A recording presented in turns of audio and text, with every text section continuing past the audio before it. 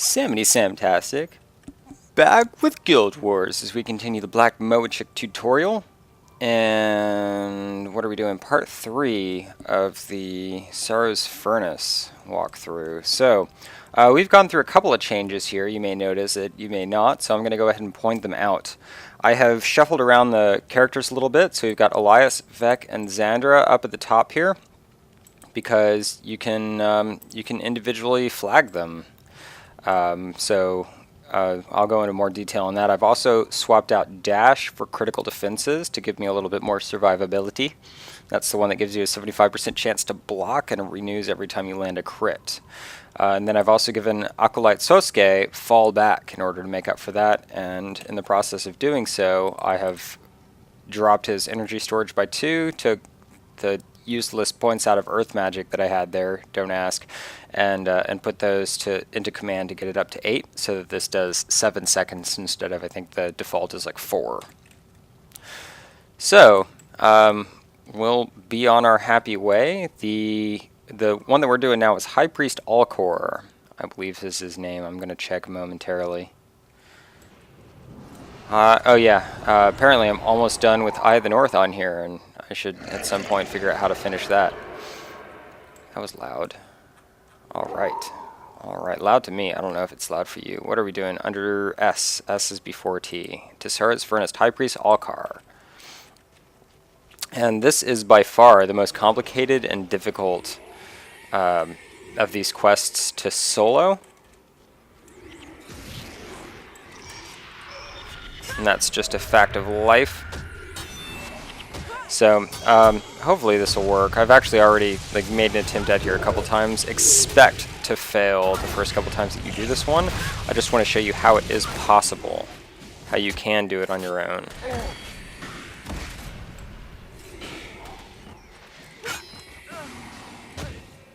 That's kind of the important bit. Yay! No, not him. No, oh whatever, Bone Fiends. So yes, as I was saying, the top members of the party, when you put in slots 1, 2, and 3, you can tell those guys to all stand in one spot, and then what happens with everyone else? They follow you. Well, after this stupid Nasher's dead, they follow you, see? So you get those 3 people that stay right there, and everyone else follows you. And that's important, because High Priest Alkar needs to stay alive, and he doesn't follow you. And so you flag your heroes where he stands, and... Do I keep saying Alkar? Alkar? High Priest Alkar will stay put, and you gotta keep him alive as he's perpetually mobbed.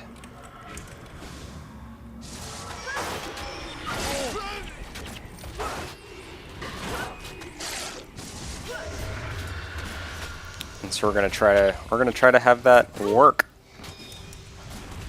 But I mean, debatably, the only part of getting the Black Moachik that I find to be more frustrating and difficult is... Go get him, spirits. What? Oh, they're getting owned. Is getting the honeycomb, I think. But this one, I don't know that I ever generally get it on my first try. High Priest Alkar. I'm Alkar, High Priest and Chief Keeper of the Daljamar Rubicon. I used to tend a temple inside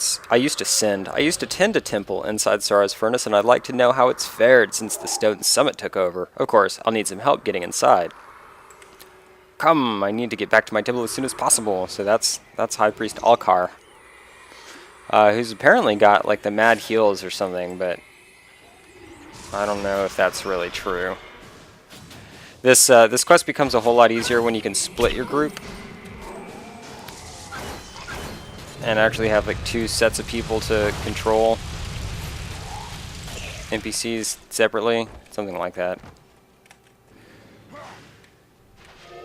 I got your Nasher right here. Oh good, we land a critical hit. Every time you hit a crit, you can see that skill will recharge, and we can put on critical agility too, and you'll see how that will actually go. Those 2 skills will recharge every single hit. It's good stuff.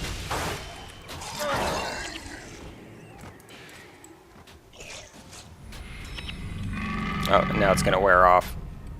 Critical agility is anyway. or critical defenses. But as long as you can keep it up for the full recharge rate, you can immediately recast it in the next fight.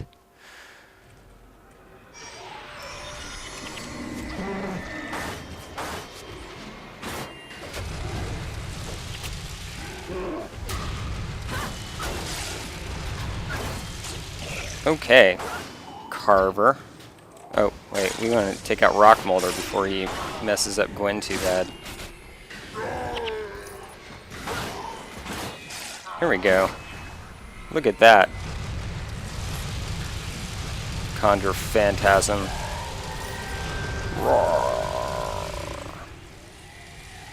Oh, I guess before I go too much further, I want to make sure that I have... Okay, good.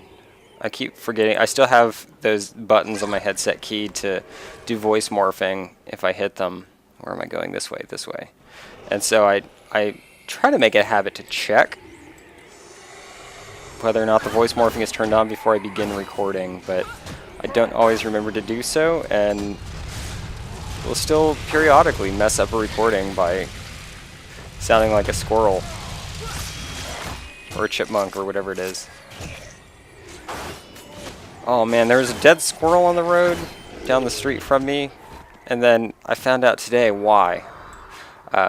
So I was doing some nice early morning driving, and there's this little squirrel just standing in the middle of the road, and it perks up, stands up tall, and I'm like, you're right in front of my car. And so I honked at it a couple times, and it got out of the road.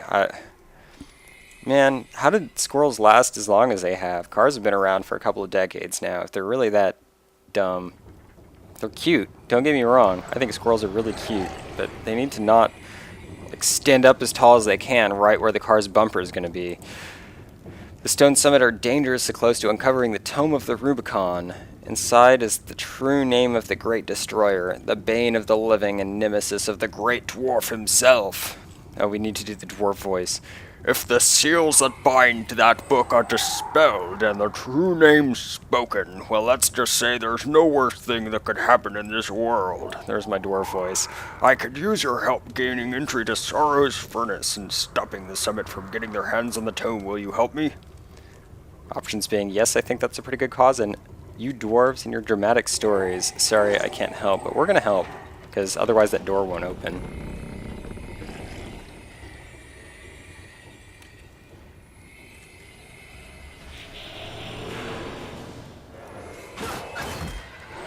And then we take on the Summit Dark Binder.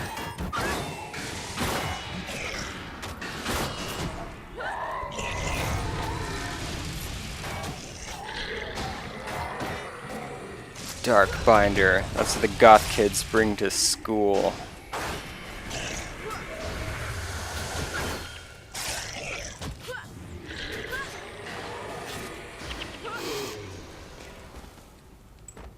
Because it matches their dark notebook. Alright, so this time we actually don't have gears to open and shut these doors. They just don't exist. So we're going to go ahead and cut down this way. We don't have to do anything fancy like kill all of these jerks over here.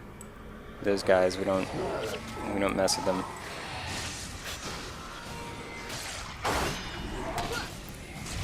So much damage!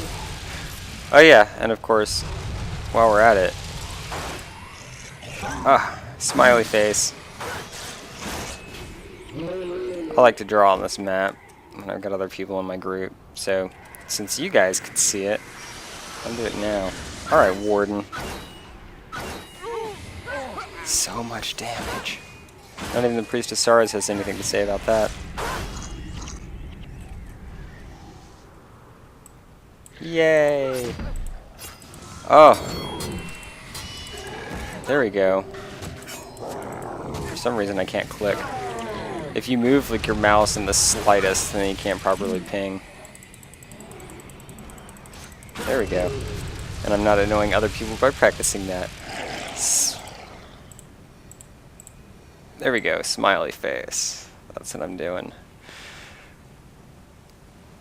So you may be asking, if this is so hard, then why are you just goofing off? Because the hard part ain't here yet, buddy. It is not here yet. Don't worry though, it'll happen soon.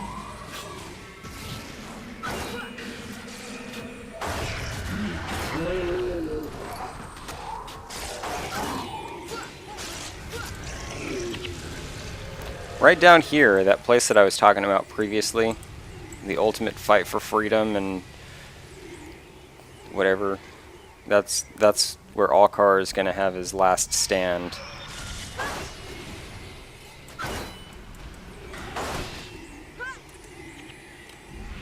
What are they doing? Like, hey, what's up? Just moseying along. Ow!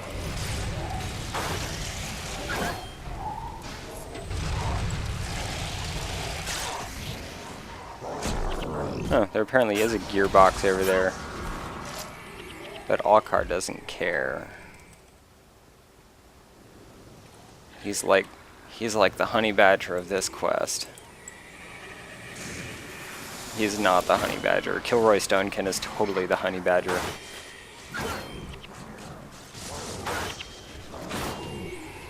Once you take those guys out, then actually nothing happens quite yet. We have to go get that Rubicon or whatever it is that he's talking about. Where is he? High Priest Alkar. And then that's when things get intense. So we'll go take out this Galen Traskmaster. Wow. Don't let me die. Oh my god. Oh, let's get those critical defenses up. Shatter Enchantment. Oh my god, they are brutal. There we go. There we go. Sounds like I'm getting Skype messages.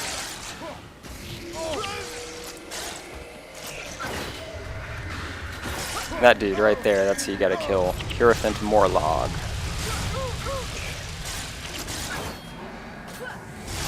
And once he's gone, you take the Tome of the Rubicon, and you head over here to High Priest Alkar, who's finally taking his sweet time coming over here.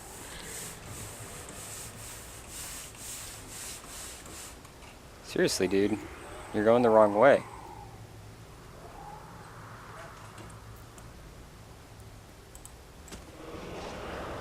Drop that right there. Come on. You don't have to heal all my undead, just come on. Come on, buddy.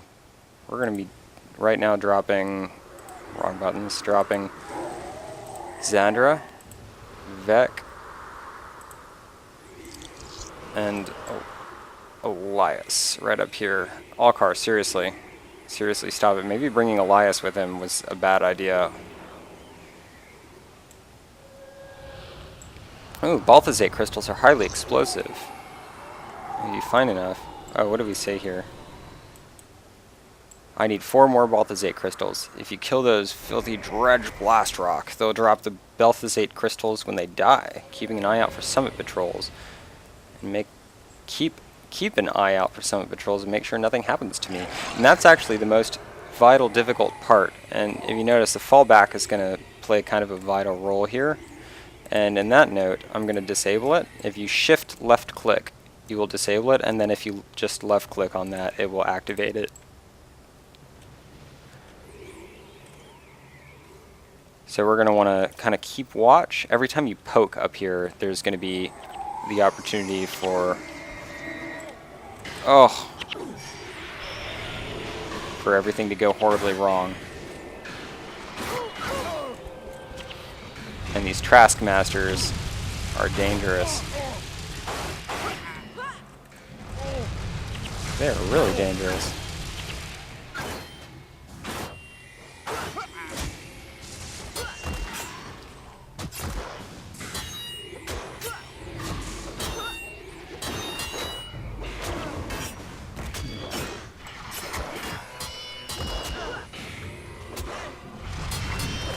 And that, dear friends, Elias maybe should not have stayed with that group at all. He's looking... Oh, I'm paying too much attention to my skill bar up there. Maybe we should drop that on the fun land. They're trying really hard to kill me. Resurrect, not gonna happen. And there's that Dredge Blast Rock. Basically, once we hit that, that's going to trigger him getting attacked up there. So you may notice that in any moment here, High Priest Alkar is going to start trying to bite it. God, these guys are so hard to kill. There. No. There. Alright. And we can ignore those gold coins. Elias. Elias. Elias. Come on. And that's when we activate fallback. I think Elias might come with me from now on. So. There we are. There we are. Yeah, I'm gonna bring Elias with me. He's making me nervous. He's totally throwing a wrench in the gears here.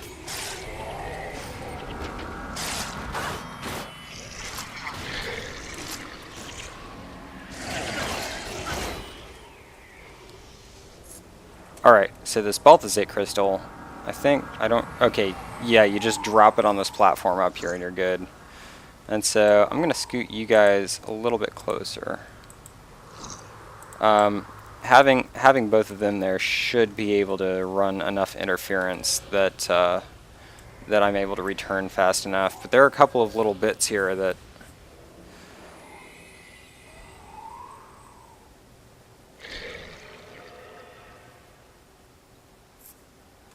they're doing Galrath. I found Galrath himself was the easiest of the enemies. That's true. Alright. So now we got Elias with us. That's going to help a little bit, I think.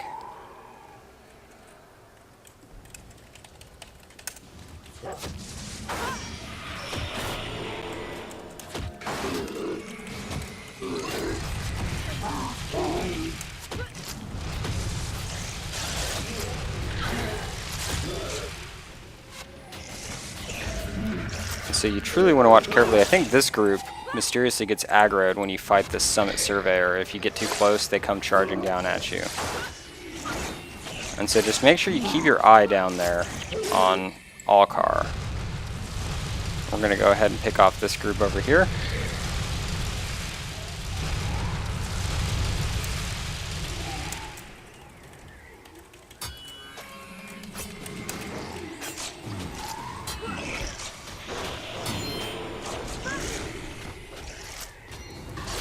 So let me know, shout at me if this life bar starts going down and I don't notice it. That'll help.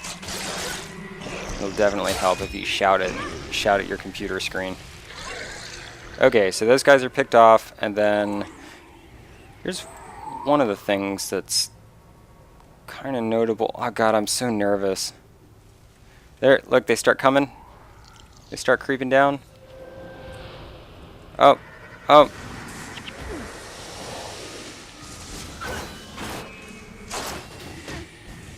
Gotta get that critical defenses up.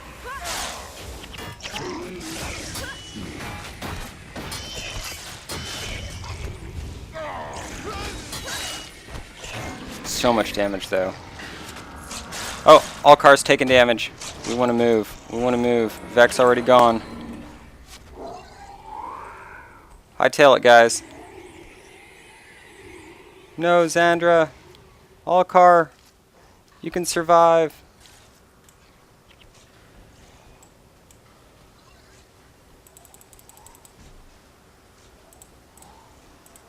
Oh, Alkar survive, please. Okay, here we go, here we go. Made it, just in time. That's why I was so nervous. Basically, you don't even get an opportunity to kill that entire group. So, if you have an opportunity, especially if you're not doing this by yourself, which is really difficult, if you have an opportunity, it really helps to just kind of have someone run up and poke that group, and then immediately run back here, because I think the trigger is not related to who you're killing, but it's actually related to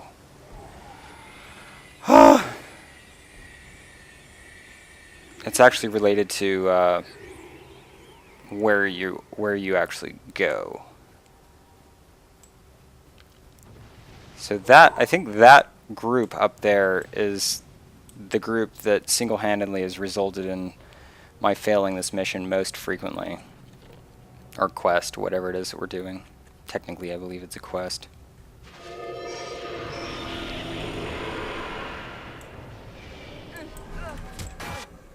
Oh my god.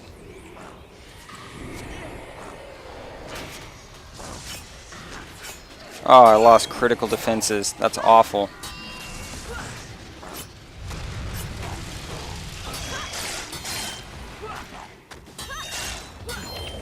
I think it definitely helps to have Elias up here, though.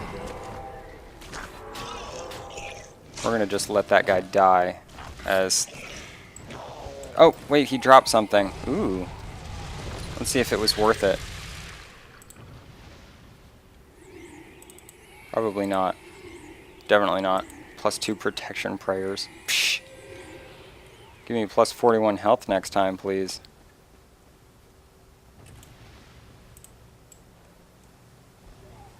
Alright, so you see him taking damage? Because we got that thing, and then they immediately get attacked again. But fortunately I brought fall back, so you get 7 seconds of +33 movement speed. And Vec, no! What are you doing, Vec? You need to not die.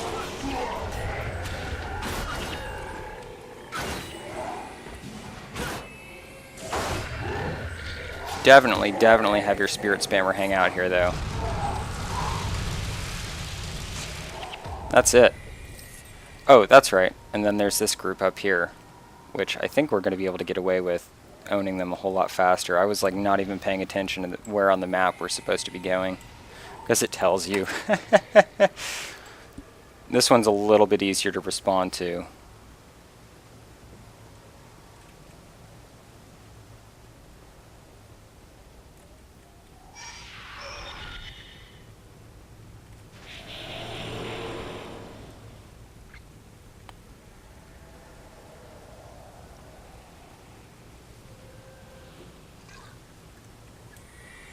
What do we want to start with? Oh, we got Spirit of Frozen Soil. Let's take out the Spirit Caller first. We want to make sure that they're not going to be casting Frozen Soil, because that could really mess things up. If you don't know what that means... Did I see? Fertile Season. I thought that said Frozen Soil. That made me really anxious. Okay. No Frozen Soil. Now we want to kill this guy as quickly as possible. This guy.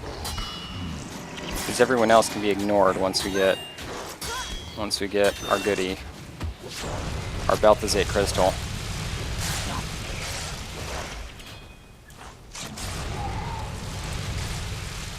What? Alkar? You're up here? Why?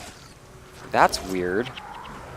Unexpected. Entirely unexpected. Why is High Priest Alkar up here?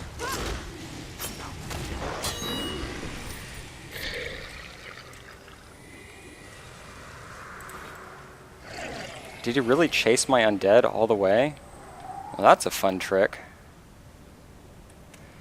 High Priest Alkar will follow your undead, while Xandra and Vec, your other heroes that you leave behind, get totally owned.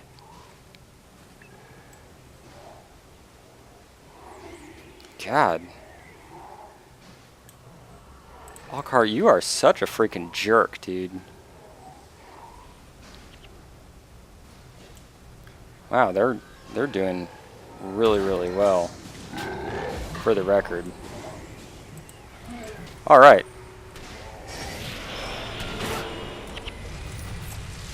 Talk about survivability. Don't mess with the SOS.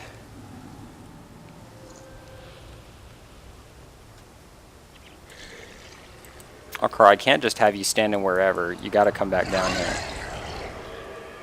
I'm serious. I wonder if I can lure him all the way.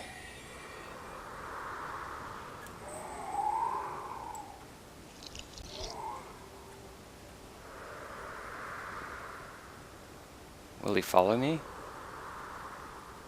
Oh my god, this is like the greatest discovery ever.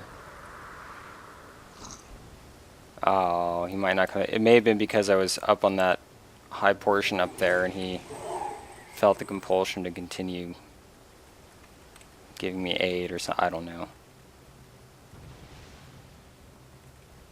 Anyway. What is that, like, crashing and burning over there?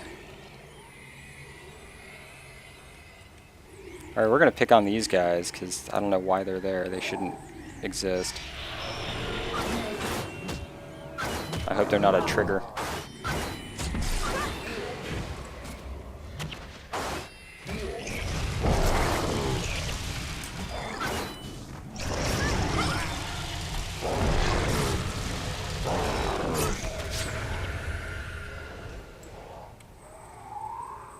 Trigger?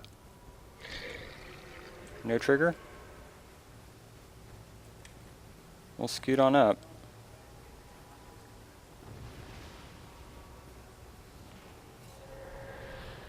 Dredge scout. Run! Fall back!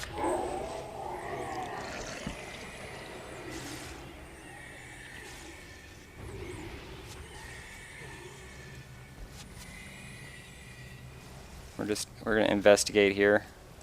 Yep, see, look at that. I just bumped the scout and then suddenly they're up there trying to kill Vec again.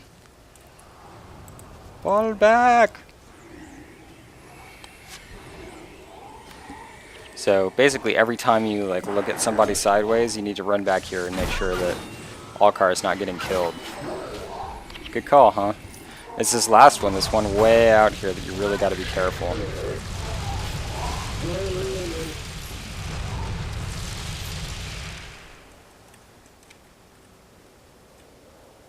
Fall back! How long is this taking? 20 minutes. Actually, that's not too bad. I guess the quests I've done that have resulted in the worst failure, I guess when you like screw up after you've been in Fissure of Woe for 2 hours, those are bad.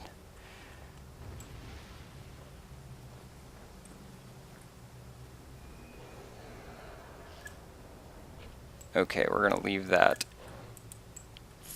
and pick off this group.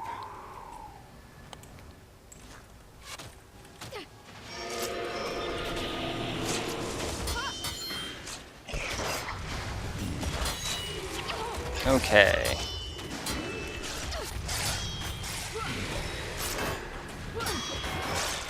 Okay. Keep that eye on Alkar, because we need to know if he starts taking damage.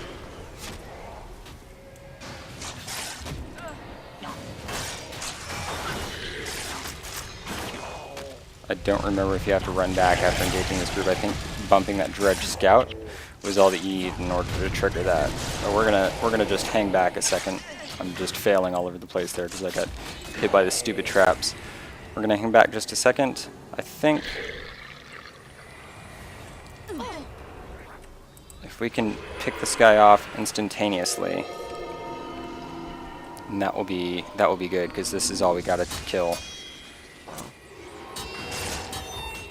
Do the DPS, do the DPS.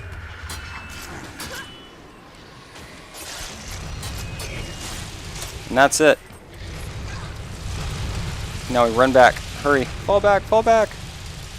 Because I think engaging him in battle also applies a trigger, and you're gonna be seeing momentarily. That was lucky, I think. If you had to engage that larger group, if this doesn't do the trigger, that would be incredibly lucky. Fall back.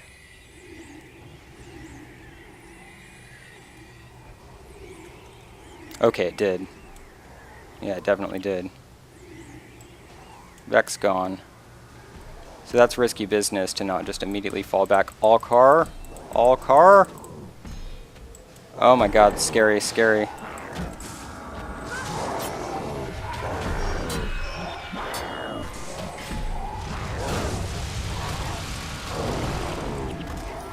Okay, so for the record, just to be safe there,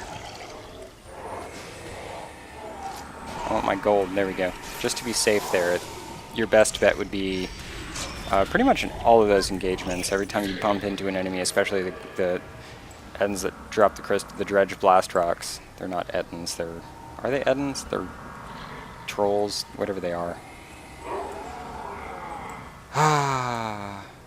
Yeah, just immediately run back. Where'd he go? Okay, there we go.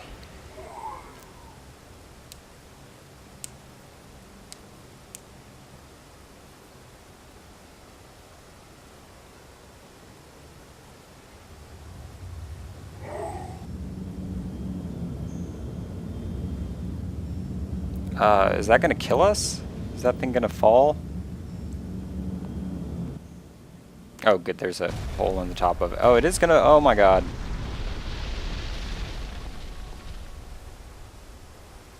Lucky break, man.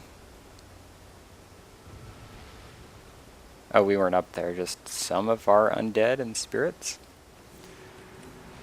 Seems like some iffy business. Alright. Now, there we go. The Tome of the Rubicon is once again safe. Maybe one day when the great dwarf returns from his eternal slumber, the world will be ready to uncover what we have buried here today. So, just to recap, you want to make sure that you have enemies up here or allies up here flagged that are going to help High Priest Alkar stay alive longer. So any sort of spirit ritualists or spirit necromancers even, spirit anything, you need to have some spirits up here to sort of soak up some of that damage.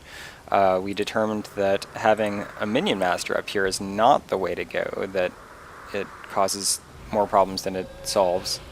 And possibly having some extra healing up here could be helpful as well. And then every time you engage an enemy, unless you can really take out that that dredge blast rock really quickly, the moment that you aggro the group of enemies, you want to come back here to defend High Priest Alkar, and that will enable you to succeed with this as a solo combatant with just heroes and henchmen. So group your people that are going to be defending Alkar, group them up at the top so that you can flag them individually and have the rest of your heroes follow you. The problem, by the way, this is what you need to keep in mind, is whatever your most recent command is with that is going to override all of your other commands. So for instance, I think, let me test this out for sure.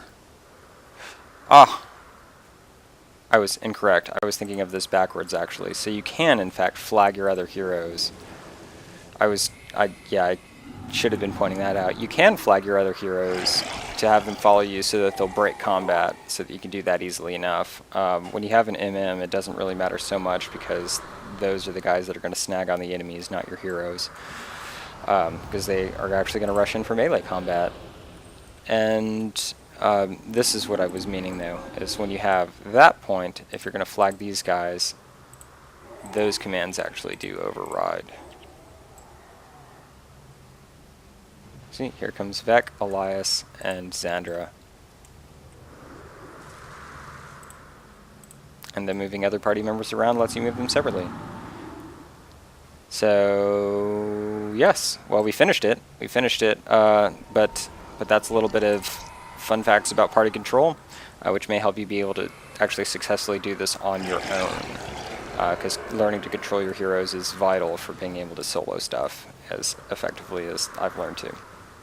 Because if I didn't control my heroes well, then there's so many things that I wouldn't have been able to finish, like this. Yes, so anyway, that's that. And next time we'll follow up with the, what is it, the last one that's not the last one? It'll be the second to last quest.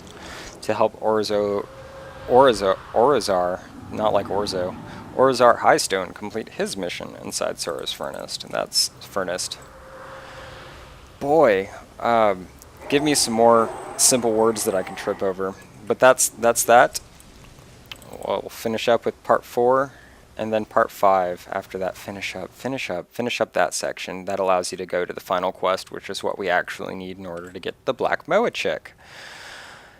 Yes, and that is all for now, and you will see me later.